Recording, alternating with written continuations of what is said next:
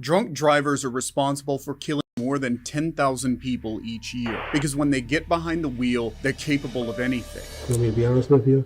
You're going to jail, you don't have a bond, you killed 2 people tonight. The consequences can be devastating, as these drunk drivers are about to find out.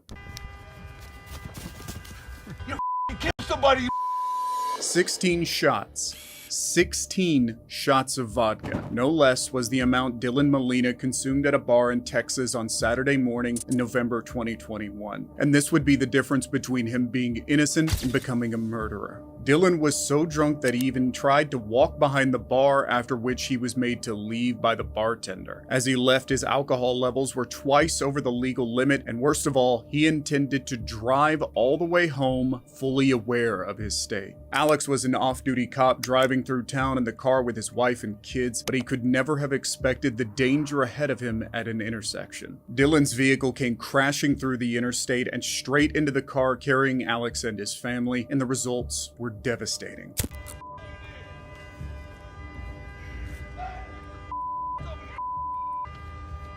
Instead of facing up to his actions, Dylan decided the smartest thing to do was run. In Texas, committing vehicular manslaughter while drunk carries a minimum second-degree felony charge, which can carry a prison sentence of 2 to 20 years. Normally, Dylan would have fled until police caught him, but thanks to this brave pedestrian, he isn't going anywhere.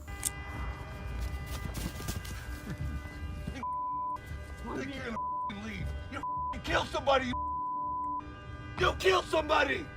Stay right there! You stay right there! However, the situation was still far from over, as witnesses desperately tried to save Alex and his family. You see what you did?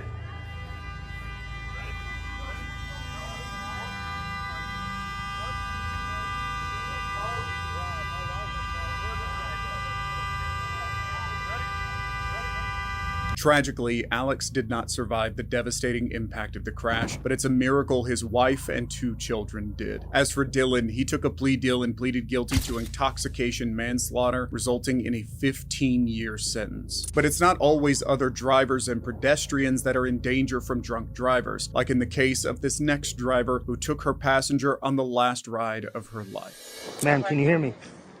Hey, if you can hear me, squeeze my hand. When police arrive at the scene of a traffic accident, they find a woman fighting for her life and a driver who appears to be over the limit. 21-year-old Courtney and 24-year-old Summer had spent the night drinking in downtown Scottsdale, Arizona in 2019. It's not clear just how much Courtney had drunk before she got behind the wheel, but it was enough to spell certain disaster. On their way home, the two got into a heated argument, the worst possible thing they could do considering their intoxication. This would end in tragedy as Summer opened the passenger door and jumped from the car.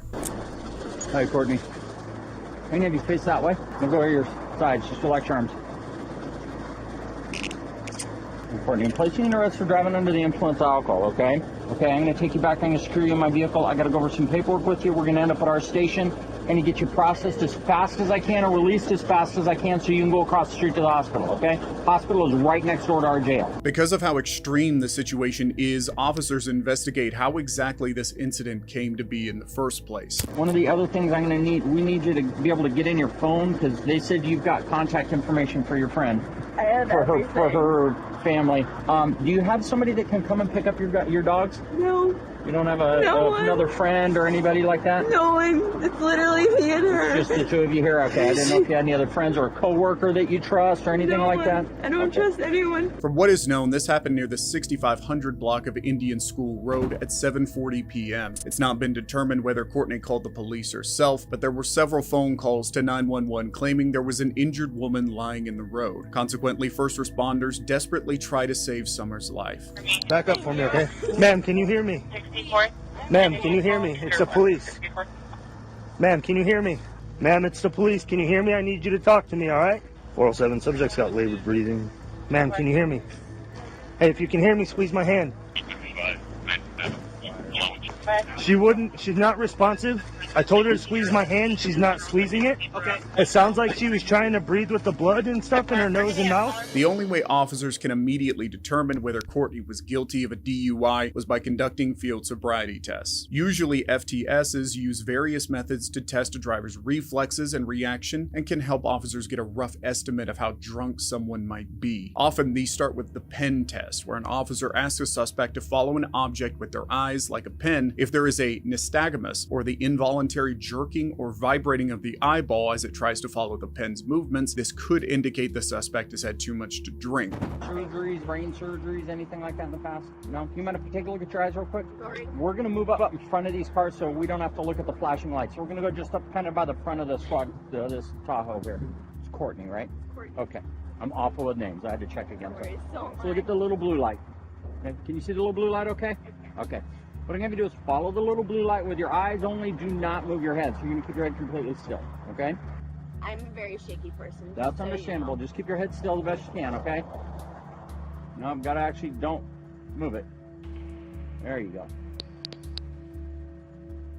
Despite their best efforts, Summer lost her fight to live later that night at the hospital. However, one question remained: was this really an accident, or was Summer pushed out of the vehicle? Eventually, the officer decides that Courtney is definitely under the influence, but it will take a test down at the station to find out just how over the limit she is. At the scene itself, she's making very little sense and is likely in shock.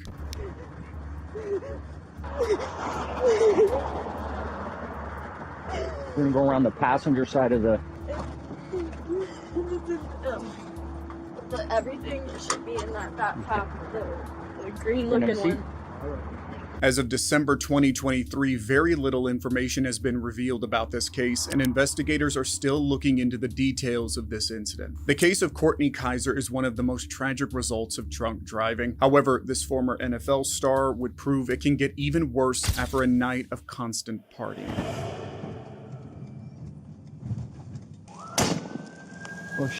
This is the aftermath of a deadly crash that claimed the life of one driver and caused absolute mayhem on the road. Before driving home in November 2021, Las Vegas Raider linebacker Henry Ruggs had consumed a lot of alcohol with his friends. Apparently, he thought he was fine to drive a vehicle, but as you're about to see, it would be the biggest mistake of his life, as his 156-mile-per-hour drive came to a tragic end. Anyone inside the vehicle? Oh, no, I don't can hear you. Control 449. The vehicle is completely on fire. We cannot tell it. Hey, who was in this vehicle? I'm not at this time. It's completely on fire. Everything's not here. We're gonna wait until they put out the fire. I know somebody probably in there, but Relax, this is heavy runs right here. Huh? This is heavy runs right here, bro. Relax, calm down. The man behind the wheel of the crashed car you just saw was Henry, who was also the one responsible for this multi-car collision in the first place. The reason was simple: he was under the influence. Prior to this, Henry had been in a sports bar with his fiancée, Kiara, before they headed to a friend's house for more partying. A couple of hours later, both of them decided to call it a night and head home. But as you can see, his decision to drive that night would cost an innocent woman her life and bring an end to his once promising NFL career. Hey, we got medical coming up, okay? He needs medical, right?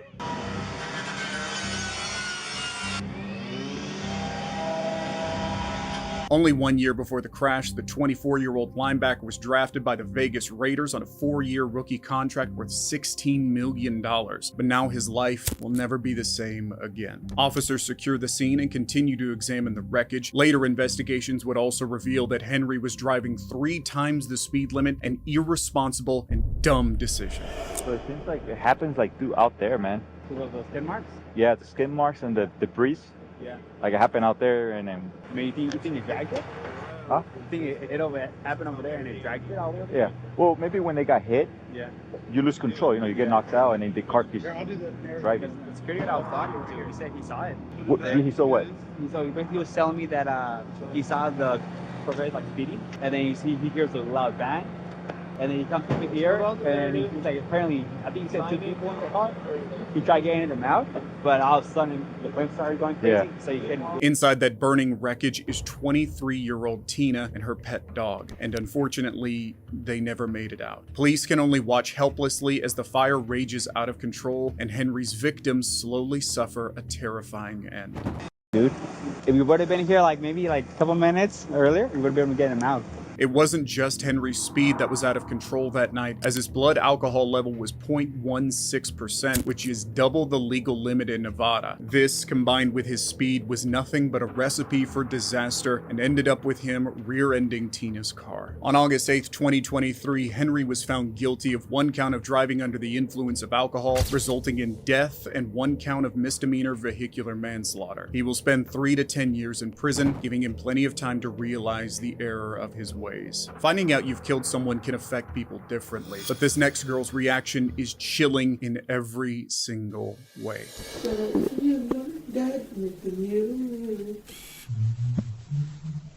It's not often that a cop calls a suspect sad and pathetic, but after you see the way this drunk driver behaves after a fatal car crash, you'll understand why this officer lost his cool. You're all on body camera being completely careless about killing 2 people tonight.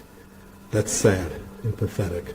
When 24-year-old Stephanie called 911 in April of 2022, she thought it was because she had hit a pedestrian while driving home. When first responders arrived, they found a scene straight out of a horror movie. There were, in fact, 2 victims, 55-year-old Paul and his 43-year-old girlfriend, Andrea. The couple were walking home when Stephanie crashed into them, and the impact was so brutal that neither of them survived. At this point, officers have to find out what went wrong, but within seconds of speaking to the driver, it's clear where this tragedy stemmed from. Stephanie was drunk and in no condition to be operating a motor vehicle.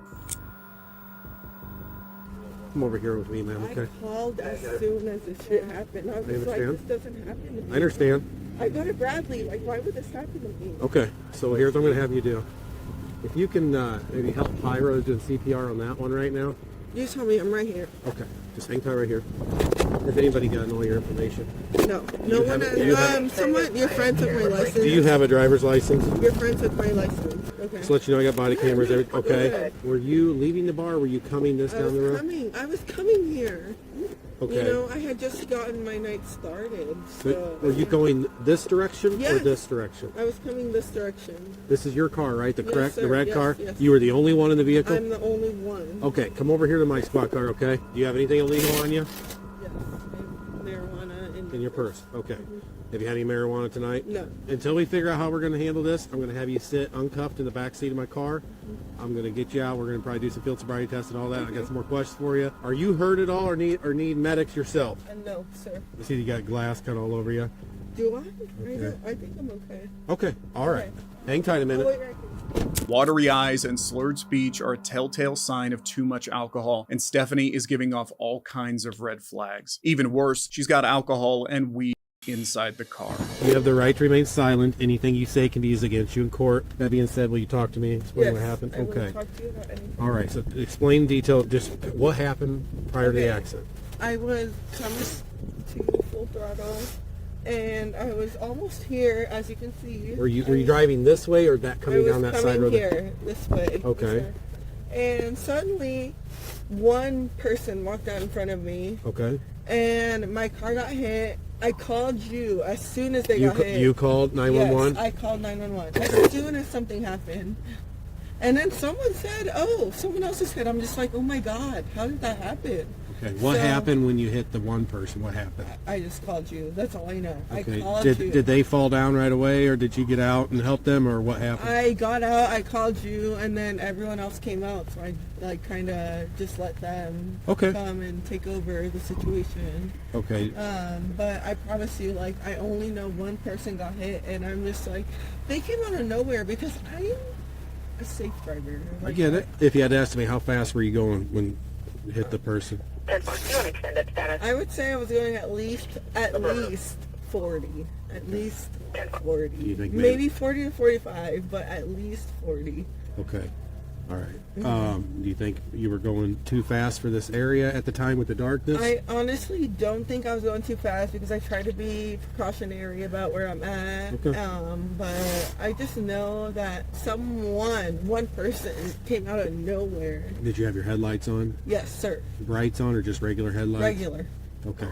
Okay. So obviously you saw them. It was no time to react, no time to stop. No time. Okay. That's the word. Stephanie still maintains she only saw one person, even though there are 2 victims. According to her story, she was driving carefully and completely aware at all times, but her behavior is not what you'd expect from someone who's just committed double vehicular manslaughter. As the officer continues, she seems determined to avoid a sobriety test. Over the course of the night, how much have you had to drink? I probably had about 3 drinks. What is 3 drinks? Are we talking, what type of drinks? Just vodka. Vodka? Straight vodka or mixed drinks? Vodka and water, so I was staying hydrated, and drinking. On it, right now, if you had me do a test, I think I would pass. Just don't test me, but I think I would pass. Okay. I'm going to be honest, we are going to do those tests here in a little bit because of circumstances, obviously we have to, okay? How long ago was your last drink, would you say? My last drink, I would say about 40 minutes. 40 minutes ago? Were you drinking anything while you're in the vehicle? No. Or was the last drink at the bar? At the bar. Okay. On a scale of 1 to 10, 1 being the least drunk you've ever been, 10 being the most drunk you've ever been, where would you say you put yourself at right now? 5. 5? Because I've been very drunk. And right now, I see you, I see everyone, I know the situation, you know what I mean? I know I'm aware of everything. As always, the test starts with the officer checking just how impaired Stephanie's vision is and if she is as safe a driver as she claims. But it's her reaction to the test that tells us something is very wrong. All right, Stephanie, go ahead and step on out here for me. We're going to do these quick tests. It started to rain a little bit, but it pretty much let up as long as you're okay with that. Okay. All right, come right over here. You can just stand here in front of my squad car and face me. All right, just see my pen right here? I see your What pen. I want you to do is follow the tip of my pen. I'm going to move my pen back and forth several times. I want you to follow the tip of my Do you pen. want me to walk or just my eyes? No, we're just doing your eyes right Okay. now. Touch the tip of my pen just so I know where you're... There you go. All right. That's what I want you to follow. Nope, keep your head still for me. Oh, my head. Okay. Yes, ma'am. Just your eyes. No, It's we're really gonna hard. try that again. It's hard. All right. Just Okay.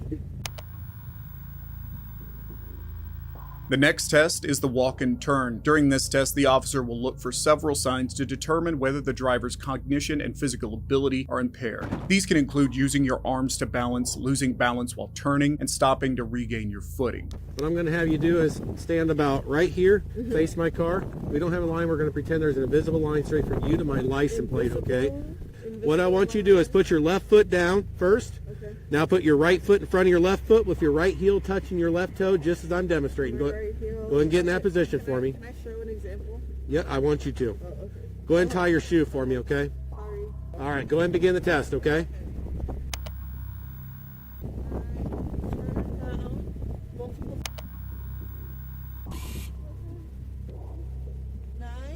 It looks as though she failed that one. Maybe she'll do better on the next test. If you're gonna stand right here in front of me for the next test, go ahead and face me, put both your feet together, arms straight down your side. This is called the one leg stand test, okay? Whichever leg you choose, I'm gonna have you lifted approximately 6 inches off the ground with your foot parallel to the ground, holding that position once you count out loud for 30 seconds in the following manner: 1001, 1002, 1003, and so on, For 30? until you give it 30 seconds or until I tell you to stop, okay? All right, go ahead and begin the test, okay? Okay. 1,000? Is that what it is? Drop your foot, lift it right back up, keep going where you left off. 1,000, 2, 1,000, 9, 1,000. Oh, I can't do it. Continue the test, okay? 10, 1,000. Oh, I can't do it, sir. I really can't. Stephanie isn't doing as well as she might believe, but the only way to determine just how drunk she is with the preliminary breath test, or PBT. And it's one of the best ways of testing for alcohol levels. Although the test can be affected by things like smoking, breath fresheners, and mouthwash, it's one of the most useful tools a cop has in the field. This is called a PBT test. You ever blown one of these before? No, Okay. You know what the legal limit is to drive in Illinois? I do not, sir. Okay, 0.08, okay? What I have you do is take a deep breath, a long, hard, steady blow into the straw, just like you're blowing up a balloon. Keep blowing until you hear the machine click, okay? All right? Blowing up a what? Yes, ma'am. Take a deep breath, long, hard, steady blow. A little bit harder for me, a little bit harder. Keep going, keep going, keep going, keep going, keep going. Okay. Go to Bradley. You're a Bradley student? I graduate in 4 weeks. You're a .264, okay? The legal limit in Illinois for blood alcohol concentration is 0.08. Depending on what amount you exceed the limit by makes the difference between getting a ticket and getting put in handcuffs. As Stephanie is 3 times over the limit and has failed every sobriety test, the officer only has one move to make next. Okay, go ahead and turn around for me and place your hands behind your back. You are under arrest for DUI. First off, I'm going to let you know you did hit 2 people total. I did not. You did. I didn't. Okay, okay. Okay. However you want to word it to yourself, that's fine. Okay, I'm just telling you, there's 2 people struck by your vehicle and both are dead. I did not hit the Okay. people. I can tell you right now. Okay, well I'm just telling you the 2 people that hit your Why car. would I call Ma'am, 911 listen. if I... 2 people struck your vehicles, I'm telling you, and they're both deceased on scene. I'm just telling you that information, okay? Until now, Stephanie's behavior has been, at best, unusual. She seems totally oblivious to the fact that she has killed 2 people and is in a lot of trouble. But despite all of this, the officer still has a duty to fulfill a suspect's medical needs and takes her to get checked out at the hospital. And the way she acts in front of the officer is just unbelievable. I appreciate you being cooperative so far. I gotta tell you what's going on. Okay. You understand? Yes. Okay, come on out here this way. If it was 2, I'd be crying, you know what I mean? I'd be like, oh my God, I did this. I'd be like, wow, this made mark, but I know what I did. Okay. And then I want to go to Vegas. My parents take me to Vegas. It's going to be so fun. I'm going to spend at least $500. And I'm going to start off with 2 Long Islands and 2 sheets. You haven't had enough of drinking already? We're talking about Vegas. There's no limit at Vegas, right? Have you been there? I swear to God, if you're Snapchatting right now and I'm not, I'm going to be mad. And I have such a long day tomorrow. Oh my God. I'm not going to answer anyone's Snapchat. I'm not going to answer any questions. You're going to be like, bruh, I went home. It was good. Okay, well, you're being too quiet, so I'm going to start singing because I hate quiet. So... You gotta figure out all your paperwork. That's fine. I just start singing. Ooh, ETA by the Beebs. You. You don't know princess. Make sure that you don't mention. You know that with you. Shower you with all my intentions. Oh, hey, you never answered me about my car, and then I have school tomorrow, so how do I get my car for tomorrow? Well, your car is totaled. Which one? Your car is totaled. Told? Totaled, wrecked. Okay, so how do I get it here? You don't. So, I don't go to school tomorrow, is what you're telling me? No, ma'am. You want me to be honest with you? You're going to jail. You don't have a bond. You killed 2 people tonight.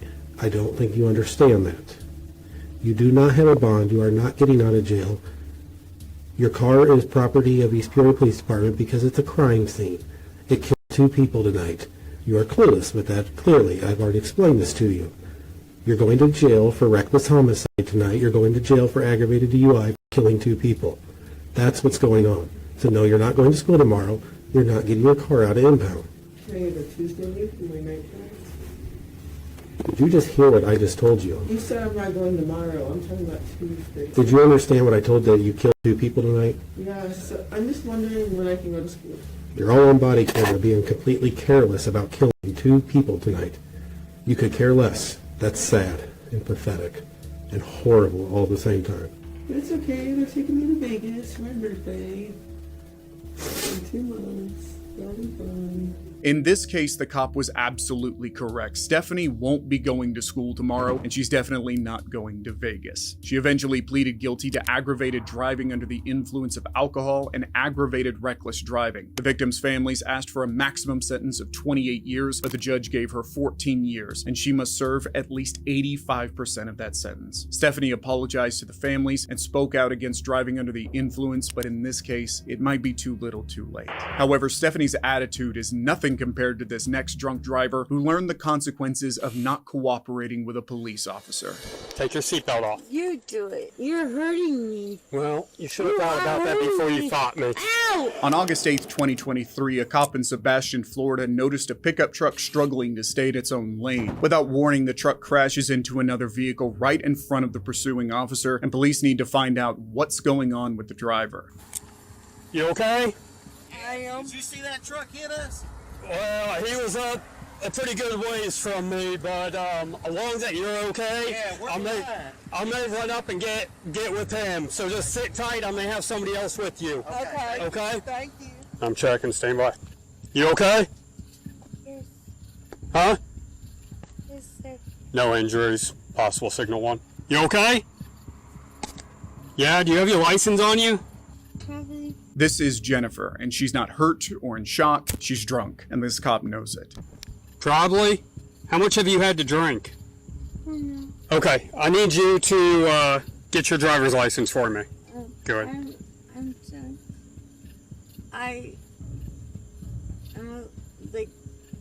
I'm so I don't know.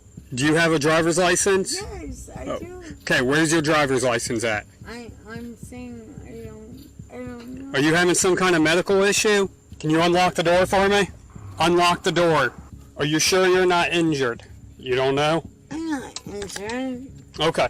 Go ahead and put your feet down. I need your driver's license. Is it in your purse, maybe? Yeah. Can you get your driver's license for me? Calling Jennifer drunk would be an understatement. In reality, she's completely wasted. Simple instructions seem to go right over her head, and this cop's patience is about to be taken to the limit as he deals with one of the worst DUI cases he's ever seen. But this traffic stop is over, and things are going to get much worse. Really? It's like Well, you just hit another car. I hit a car. You hit a car, and you're sitting in the opposite lane of travel.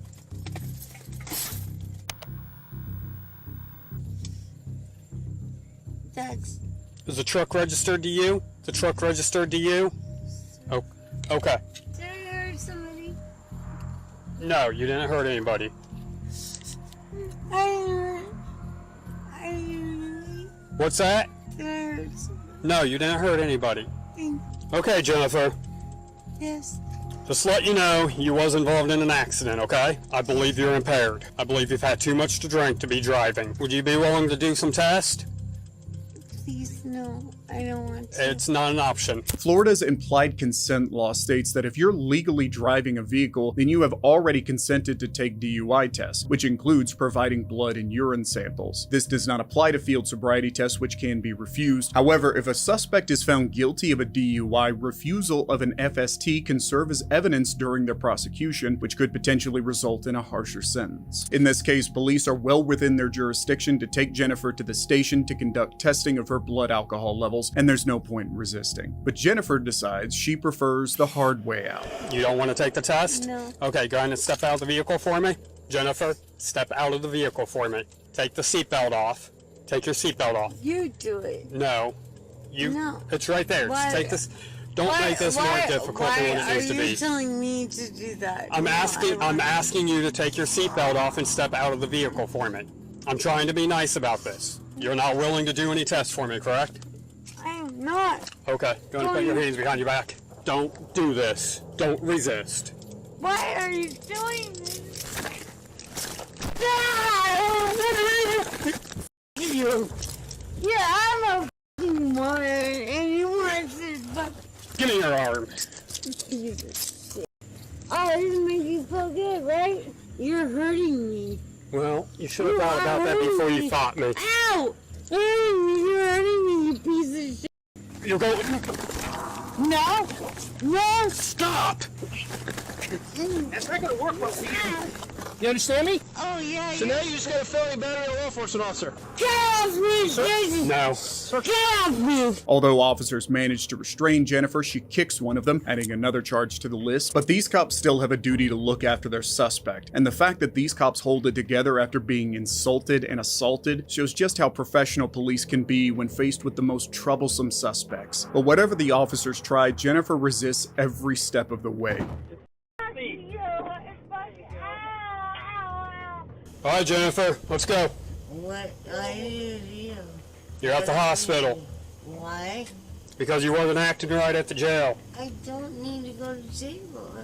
Listen, I'm telling you right now, if you kick me, Oh, I kicked you. Oh, shut up, you. don't kick me is what I'm telling you, all right? I would not kick you unless you deserved it. Please, ow! Ow, please, no! Ow! Ow! Ow! Thankfully, the driver she crashed into was unharmed, if just a little shaken up. Jennifer, on the other hand, was given 3 charges: DUI, resisting an officer with violence, and battery on a law enforcement officer. Because of these serious crimes, her bail was set at $9,000, and we can only hope she learned her lesson.